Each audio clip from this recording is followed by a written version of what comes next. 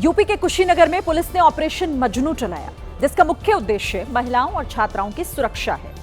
इस अभियान के तहत महिलाओं और छात्राओं से छेड़खानी और छींटाकशी करने वालों के खिलाफ पुलिस ने सख्त एक्शन लिया है। पुलिस ने कुशीनगर जिले के अलग अलग इलाकों से 120 से ज्यादा मंचलों को पकड़ लिया। मंचलों को पकड़ने के बाद एसपी दफ्तर में उनकी परेड कराई गई, जहां सभी आरोपी कान पकड़कर माफी मांगते दिखाई दिए। आरोप है कि ये मंचले स्कूल, कॉलेज और पार्क के बाहर खड़े होकर छात्राओं पर गंदे कमेंट करते थे। यह सभी जगहों पे स्पेशल टीमें गठित करके आज ये कार्रवाई की गई है। पुलिस ने आगे भी ऑपरेशन मजनू जारी रखने की बात कही। इधर जोधपुर में तांत्रिक बनकर महिलाओं के शोषण का मामला सामने आया है। वीडियो वायरल होने के बाद आरोपी मौलाना तब से फरार है। आरोपी मौलाना की गंदी हरकतों का वीडियो भी सामने आया है, जिसमें मौलाना अफजल कई महिलाओं के साथ गंदी हरकतें करता दिखाई दिया। आरोप है कि मौलाना अफजल पहले तो तंत्र मंत्र के नाम पर महिलाओं को अपने जाल में फंसाता था और फिर उनका यौन शोषण करता था। मौलाना की करतूतों का पर्दाफाश होने के बाद से ही हड़कंप मचा हुआ है। हालांकि मदरसे से जुड़े शख्स ने ऐसी घटना की जानकारी होने से इनकार किया। काम होता है क्या? नहीं। अभी आपने ऐसा काम देखा है यहाँ पे? नहीं। सोशल मीडिया पर आरोपी मौलाना के कई वीडियो वायरल हैं, जिनमें वो कई महिलाओं का यौन शोषण करता हुआ दिखाई दिया। इस बारे में थाना लेवल पे अभी तक किसी भी प्रकार के पीड़ित ने लिखित या मौखिक कोई इतला नहीं करी है। मोहल्ले के अंदर मेरा चौकी इंचार्ज और आसूचना अधिकारी और जाप्ता वहाँ रेकी कर रहा है। फिलहाल पुलिस वायरल वीडियो के आधार पर पीड़ित महिलाओं का बयान दर्ज करने की कोशिश कर रही है। दिल्ली पुलिस की सराय रोहिल्ला थाने की टीम को एक बड़ी सफलता हाथ लगी। पुलिस ने अवैध हथियार बनाने वाली एक फैक्ट्री का खुलासा किया, जहां से बड़ी संख्या में तमंचे और हथियार बरामद हुए हैं। पुलिस ने अवैध हथियार फैक्ट्री से 6 तमंचे बरामद किए हैं। तस्वीरों में देखा जा सकता है कि 3 बॉक्स हैं और हर एक बॉक्स के अंदर 2 तमंचे रखे हैं। 6 तमंचों के अलावा 12 अधबने तमंचे भी मिले हैं। इसके अलावा तमंचा बनाने में काम आने वाले हथियार जैसे drill machine, blow machine, grinder, आरी और हथौड़ा को भी पुलिस ने जब्त कर लिया है। पुलिस को मौके से 6 जिंदा कारतूस और 5 खाली कारतूस भी मिले हैं। जांच में सामने आया कि अवैध हथियार फैक्ट्री चलाने वाले लोग 1200 से अधिक अवैध तमंचे बेच चुके हैं। पुलिस को भनक ना लगे, इसलिए ये लोग लोकेशन बदल कर अवैध हथियार फैक्ट्री चला रहे थे। नागपुर से कोलकाता जा रही इंडिगो एयरलाइंस की एक फ्लाइट में बड़ा हादसा टल गया। इंडिगो एयरलाइंस की ओर से दी गई जानकारी के मुताबिक उड़ान संख्या 6E812 ने सुबह 6:50 पर नागपुर से कोलकाता के लिए उड़ान भरी थी। टेक ऑफ करने के कुछ ही देर बाद एक बड़ा सा पक्षी उस विमान के सामने वाले हिस्से से टकरा गया। इसके बाद विमान के पायलट ने यात्रियों की सुरक्षा को देखते हुए नागपुर एटीसी से इमरजेंसी लैंडिंग की इजाजत मांगी और एटीसी की जैसे ही मंजूरी मिली, नागपुर एयरपोर्ट पर विमान की इमरजेंसी लैंडिंग करवाई गई। इंडिगो के मुताबिक विमान में सवार सभी 165 यात्री और चालक दल के सदस्य सुरक्षित हैं। लैंडिंग के बाद सामने आई तस्वीरों में विमान के अगले हिस्से में पक्षी से टकराने के निशान दिखे और वो हिस्सा पिचका हुआ दिखा। लैंडिंग के बाद इंडिगो की उड़ान संख्या 6E812 को रद्द कर दिया गया है। दुनिया के सबसे खतरनाक ज्वालामुखियों में से एक इटली के माउंट एटना ज्वालामुखी ने रौद्र रूप ले लिया है। इटली के सबसे बड़े ज्वालामुखी माउंट एटना में जबरदस्त विस्फोट हुआ, जिसके बाद प्रशासन ने ज्वालामुखी से दूर रहने की चेतावनी जारी की है। माउंट एटना ज्वालामुखी से लगातार गैस और लावा निकल रहा है। सामने आए वीडियो में ज्वालामुखी से निकला लावा ढलान से बहता दिखाई दिया। ड्रोन वीडियो में ऐसा नजारा दिखा जैसे कि पूरा शहर ही आग की लपटों में घिरा हो। ज्वालामुखी विस्फोट के बाद इटली के सिसिली द्वीप पर दहशत फैल गई। वहीं टूरिस्ट की सुरक्षा को ध्यान में रखते हुए माउंट एटना को पर्यटकों के लिए बंद कर दिया गया। मध्य प्रदेश के खरगोन पहुंचे पूर्व क्रिकेटर सचिन तेंदुलकर देवी अहिल्याबाई की पालकी यात्रा में शामिल हुए। इस दौरान उनकी पत्नी अंजलि और बेटी सारा भी वहां मौजूद रहीं।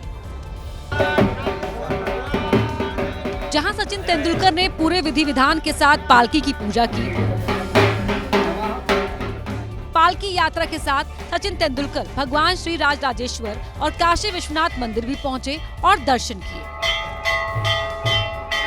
इस दौरान सचिन ने अपनी मां के लिए शिवलिंग लेने की इच्छा जाहिर की, जिसके बाद मंदिर के पुजारी ने उन्हें शिवलिंग भेंट किया। एक दिन पहले सचिन ने महेश्वरी साड़ी निर्माण केंद्र का दौरा कर उनके बनाने के तरीके और इतिहास के बारे में जानकारी ली थी। बात करेंगे बिहार की, जहां कांग्रेस आरजेडी के मंच से मां को गाली दिए जाने के मुद्दे पर प्रधानमंत्री नरेंद्र मोदी ने आज इस पर जवाब दिया। इंडिया गठबंधन की वोटर अधिकार यात्रा के दौरान कुछ नेताओं ने मंच से पीएम मोदी को मां की गाली दी, जिस पर निशाना साधते हुए प्रधानमंत्री ने कहा कि विपक्ष के मंच से जो कुछ कहा गया वो हर मां बेटी का अपमान है।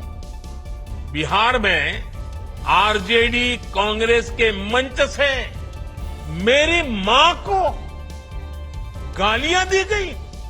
ये गालियां सिर्फ मेरी मां का अपमान नहीं है, ये देश की मां, बहन, बेटी का अपमान है। पीएम ने कहा कि मेरी मां अब इस दुनिया में नहीं है, लेकिन बिहार की हर मां, हर बहन से वो अपना दुख शेयर कर रहे हैं। आखिर मैं भी एक बेटा हूं। जब इतनी सारी माताएं बहनें मेरे सामने हैं, तो आज मेरा मन भी, मेरा दुख आपको साझा कर रहा हूं, ताकि मेरी पीड़ा आप माताओं बहनों के आशीर्वाद से मैं इसे झेल पाऊं। बिना किसी का नाम लिए पीएम ने राहुल गांधी और तेजस्वी यादव पर भी हमला बोला।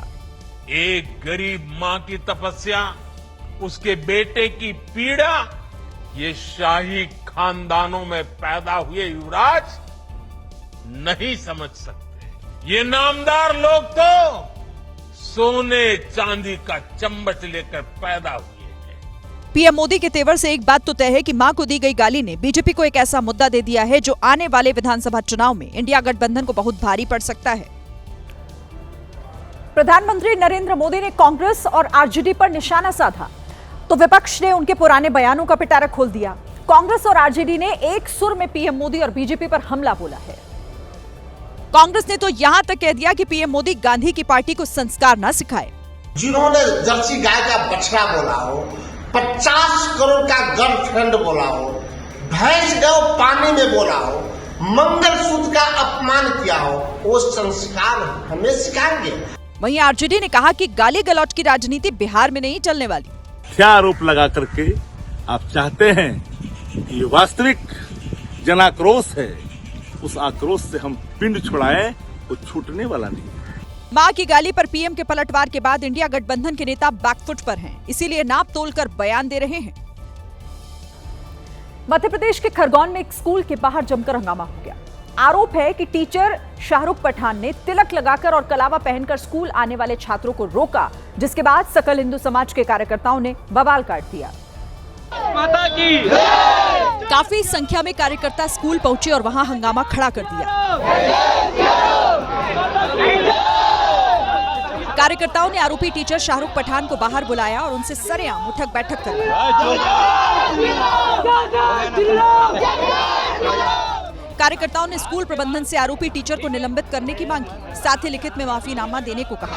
अभी प्रभारी हो, 24 घंटे के अंदर मुझे लिखित में इसको निरस्त चाहिए मुझे। काफी देर तक स्कूल के बाहर हंगामा करने के बाद कार्यकर्ता वहां से चले गए। यूपी के मऊ से बेरहम बहू का एक ऐसा वीडियो सामने आया जो आपको झकझोर कर रख देगा। इस वीडियो में एक महिला अपनी बुजुर्ग सास की बेरहमी से पिटाई करती हुई दिखाई दी। बहू ने पहले धक्का देकर बुजुर्ग सास को गिरा दिया, फिर उनके बाल पकड़कर खींचे। सास इतनी बुजुर्ग थी कि वो ठीक से चल फिर नहीं पा रही थी। बुजुर्ग सास घर के पीछे वाले हिस्से में अकेली बैठी हुई थी। तभी बहू वहां पहुंची और उन्हें गिराने के बाद घसीटना शुरू कर दिया। सास को बुरी तरह घसीटने के बाद बहू ने उन्हें धक्का देकर घर से बाहर कर दिया। दावा किया गया कि ये वीडियो मऊ के पीपल वाली गली का है।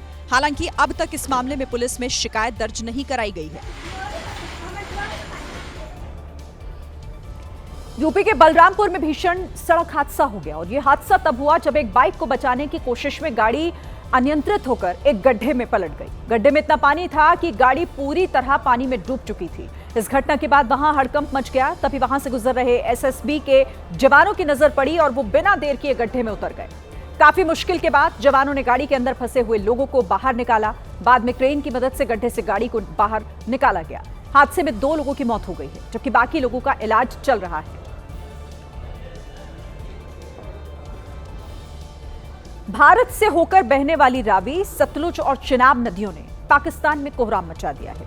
पाकिस्तान के पंजाब और सिंध प्रांत में भीषण बाढ़ आ गई है।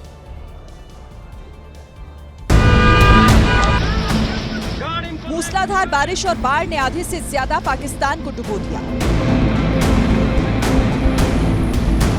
पाकिस्तान के पंजाब प्रांत की सड़कों पर इतना पानी भर चुका है कि सैकड़ों गाड़ियां बाढ़ में डूब चुकी हैं। पंजाब के ग्रामीण इलाकों के साथ साथ पाकिस्तान के दूसरे सबसे बड़े शहर लाहौर का भी बुरा हाल है। सड़कों पर ऐसे पानी बह रहा है जैसे कोई दरिया बहता है।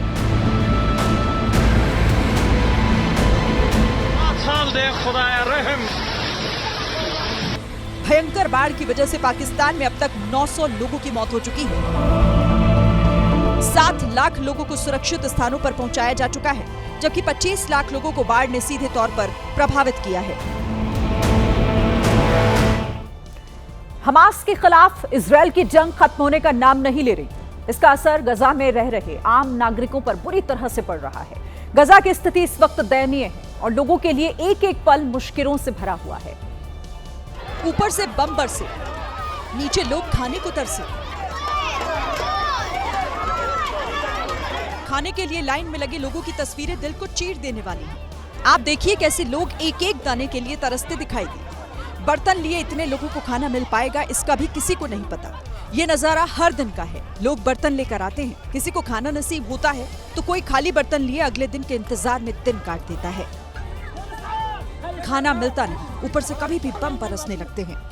इजरायल के इस ताजा अटैक में गजा पट्टी में 31 लोगों के मारे जाने की खबर है, जिसमें आधे से ज्यादा महिलाएं और बच्चे हैं। धमाकों में घायलों की संख्या हर दिन के साथ बढ़ती जा रही है। अस्पताल जख्मी लोगों से भरा पड़ा है।